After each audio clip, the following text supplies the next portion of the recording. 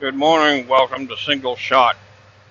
This is an edition for Echoes. I'd like to put my thoughts in about this COVID-19 virus. Everybody else is talking about it. I figured I'd jump on here for a little bit this morning and put my 2 cents worth in.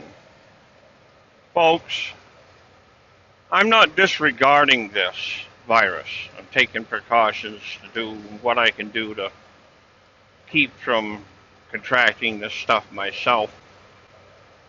As you know, I'm a truck driver. I'm out here in the public all the time. So you got to be careful.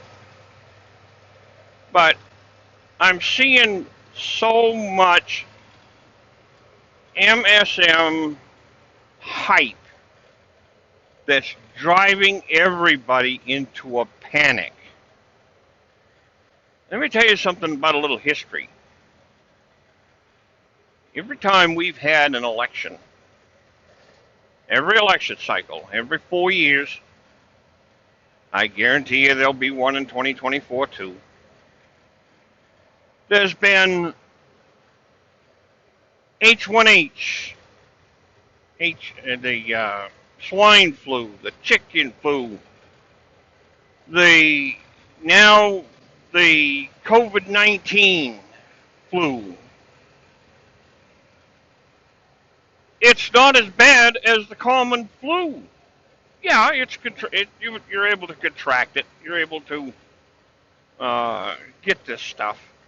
But if you take precautions like you do every year for the flu, you're good. So I don't understand why people are going absolutely ape crazy about stripping the shelves in grocery stores, going hog wild on the internet, selling toilet paper for outrageous, gouging prices.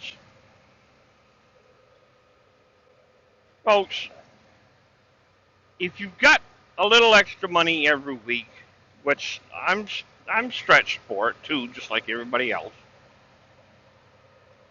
it's called prepping. Buy your stuff ahead of time. If it's a paper product, put it into a container that nothing can get into it.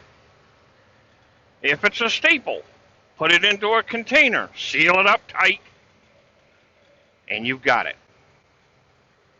If you don't mind canning, can stuff up. My mother used to do it all the time. Great-grandmother, grandmother. I know how to can, for crying out loud. If you don't mind canning, do it. If you prefer not to do canning, do the freezer bag deal. That's what I'm thinking about doing. Go to your neighborhood farmers markets when they're running. Buy your stuff ahead of time. Prepare it. Put it into freezer bags. Vacuum seal it and freeze it. You know, us old country people,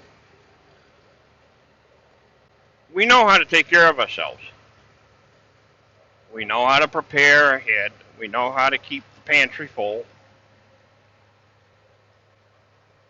These millennials and Zs and whatever else you want to call each of these generations, they don't have a clue. You ask them where the meat comes from, and they say from the grocery store. Well, yeah, partially true. And everybody else that's got any common sense knows where their food comes from. They know how it gets to the grocery stores.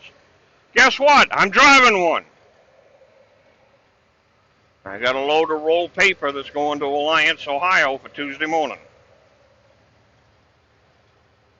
This industry is going to go crazy about restocking.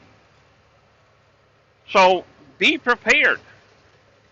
You're going to see a lot more truck traffic on the highway. The FMCSA has given us some leeway as far as our hours of service is concerned.